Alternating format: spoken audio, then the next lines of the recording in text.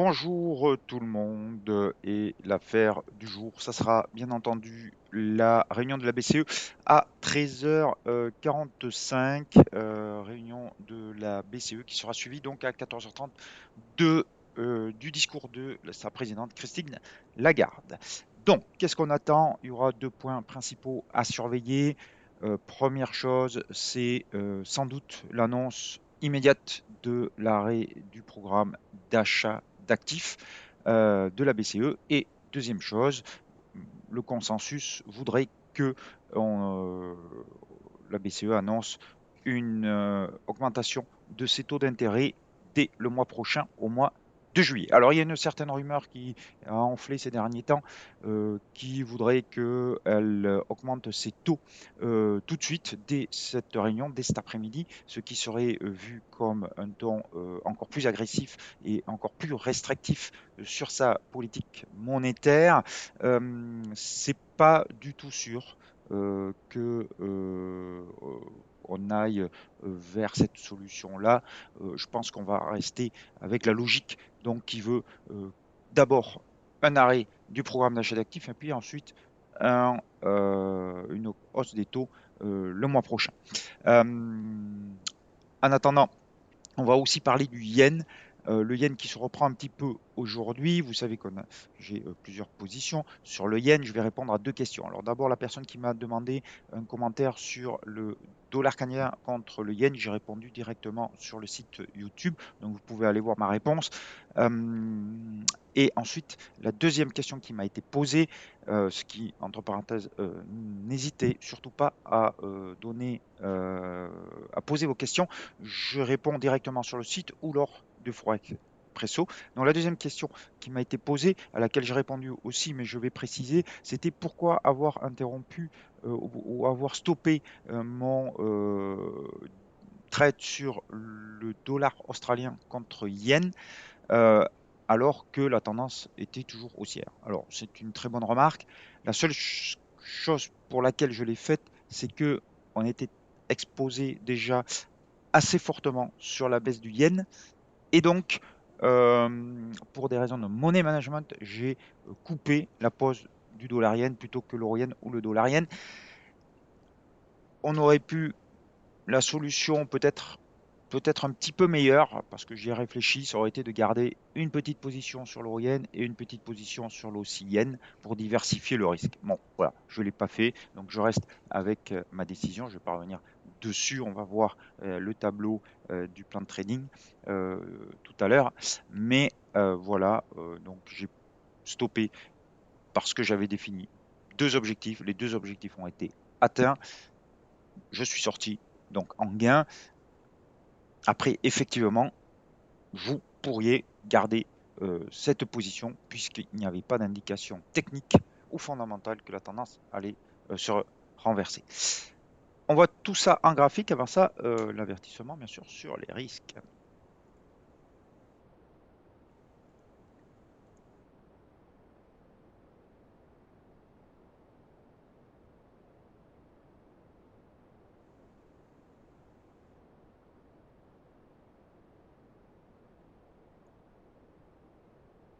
Voilà, donc je vais aller assez vite parce que en fait, vous voyez que le dollar stagne, mais c'est pas vraiment le fait du jour pour une fois, c'est plutôt ce qui va se passer sur l'euro qui va déterminer l'évolution du marché d'échange. Donc, bien entendu, hors de question de prendre une pause avant la BCE. Donc, sur l'euro-dollar, coincé toujours, j'en ai longuement parlé entre cette oblique haussière et ce support à 1,0640. Surveillez donc la sortie. Je pense qu'elle aura lieu cet après-midi, au pire demain, avec l'inflation aux États-Unis. Sur l'euro yen, puisque c'est une pause, alors je vous avais dit hier que si on avait un Marubozu haussier, on l'a quasiment, puisqu'il y a une toute petite mèche haute, je placerai mon stop au-dessous de ce long chandelier, donc dont acte, je remonte donc le stop sur 141,90, 141,90. Donc, euh, même si l'objectif final reste 150, mais si on avale ce chandelier haussier, ça serait sans doute le signe d'une petite correction qui pourrait voir l'euro-yen revenir tester 140. Alors pourquoi tout d'un coup sur un petit peu cette frilosité entre guillemets sur l'euro-yen? Un, parce qu'il y a la BCE cet après-midi, mais surtout aussi parce qu'il n'est pas exclu qu'on ait une baisse des actions. Maintenant, j'ai écrit plusieurs articles là-dessus sur les indices, et si on a une baisse à nouveau des actions, la saisonnalité est très mauvaise pour les actions lors des mi-termes, lors de la quinzaine semaine de juin. Donc on pourrait avoir un appétit ou une aversion pour le risque, une aversion pour le risque qui serait assez présente et assez forte et qui pourrait entraîner des achats de yens puisque c'est la valeur refuge par traditionnelle, même si la politique monétaire reste ultra accommodante, mais au moins à court terme, on pourrait avoir peut-être un regain d'intérêt pour le yen qui pourrait amener l'euro-yen à venir tester cet ancien support sur 140 qui pourrait devenir euh, euh, support, pardon, cette ancienne résistance qui pourrait devenir support selon le principe de polarité et qui serait un bon point d'entrée pour en rentrer. Et ça fait quand même, si vous mettez votre stop là, 190 pips, c'est pas rien. Donc il vaut mieux sécuriser les gains. Mais pour l'instant, la tendance haussière est toujours là. Je suis toujours long euro-yen. Je remonte juste mon stop. Le câble, alors on peut aller voir la U des yens puisque certains ont peut-être conservé. Donc vous voyez ce retour de la U des yens sur... alors là on y est déjà hein, sur l'ancienne résistance. Pour l'instant ça tient, on verra ce qui se passe. Peut-être que effectivement on pourrait se repositionner long si on avait à nouveau cette droite de polarité qui tient et un chandelier haussier. Pour l'instant euh, c'est pas le cas, on se dirige plutôt vers une consolidation au moins aujourd'hui. Puisqu'on est sur l'OSI, je reste sur l'OSI, l'OSI qui est toujours coincé entre les moyennes mobiles courtes et longues, donc rien à faire là-dessus à mon humble avis. On va aller voir le kiwi parce que je vous avais dit que le kiwi ça pouvait être un plan de training. Alors le kiwi, le plan de training reste en vigueur, donc je le rappelle pour ceux qui n'ont pas vu les précédents Forex mais que vous pouvez retrouver sur le site, je avais dit que si on repassait sous 0,64, je ne refais pas le raisonnement, sous 0,6420, je passerai à nouveau short. Donc, le plan de trading est toujours en place. La seule chose, c'est que je le mets entre parenthèses jusqu'au chiffre sur l'inflation demain aux États-Unis qui va avoir un fort impact sur le dollar. Et donc, je ne me positionnerai pas avant, même si on cassait les 0,6420. Je préfère attendre la publication du chiffre sur l'inflation avant de m'engager sur le kiwi. Donc, ce pan trading n'est pas écarté, il est juste mis entre parenthèses. Les paires en Suisse, l'euro suisse, c'est un petit peu... alors, l'euro suisse, on a cassé hier la moyenne mobile à 200 périodes qui avait à 6 reprises rejeté l'euro suisse. Simplement, donc, plutôt, on a un signal d'achat ici, clair, euh, avec un objectif qui serait sur 1,0605, c'est-à-dire le précédent plus haut du mois de février.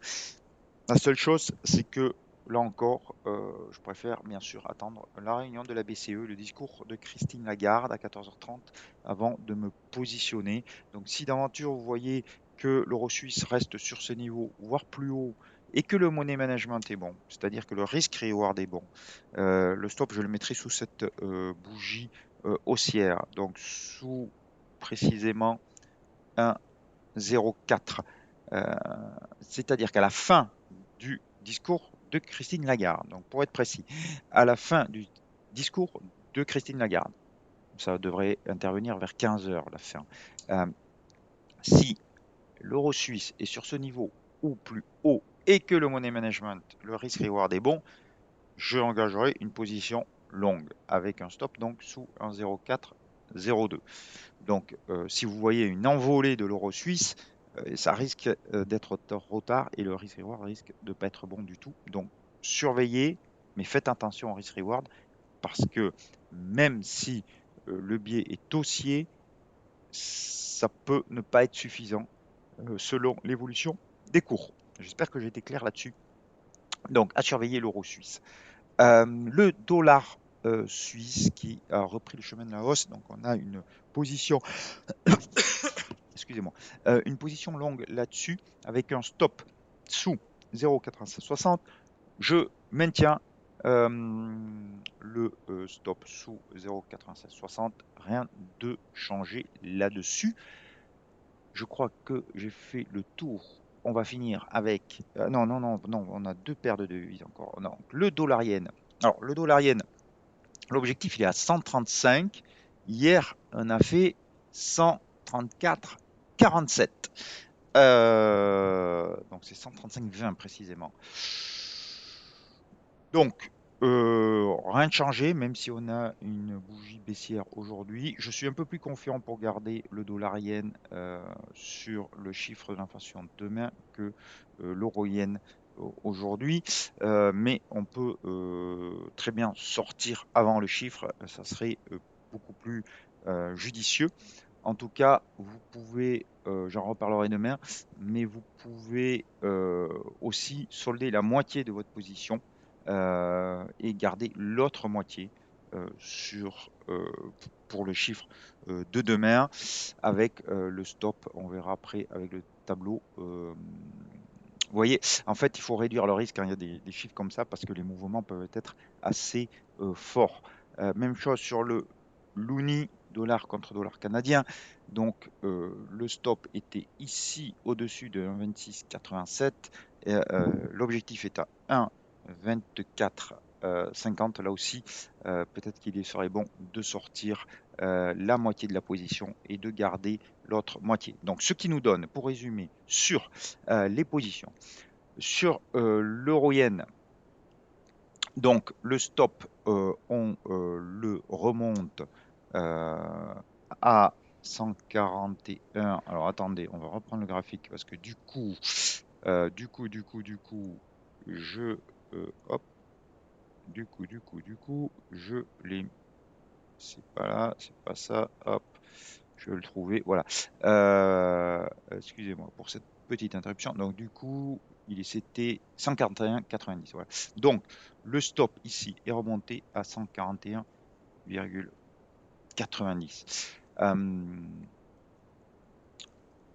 Sur le dollar yen, donc on garde exactement la même chose, mais hop, sur la moitié de la position.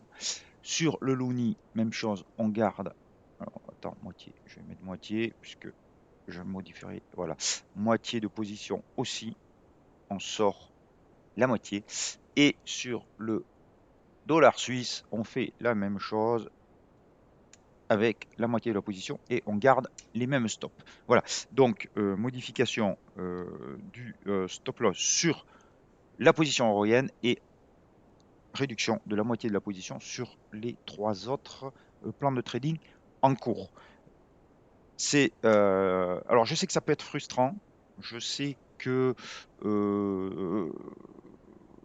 les tendances sont toujours là, il n'y a rien qui les invalide, mais quand on est à la veille de chiffres aussi importants, il faut réduire la voilure parce que votre métier, ce n'est pas de gagner de l'argent, bizarrement. Le métier de trader, c'est de gérer le risque et c'est uniquement ça.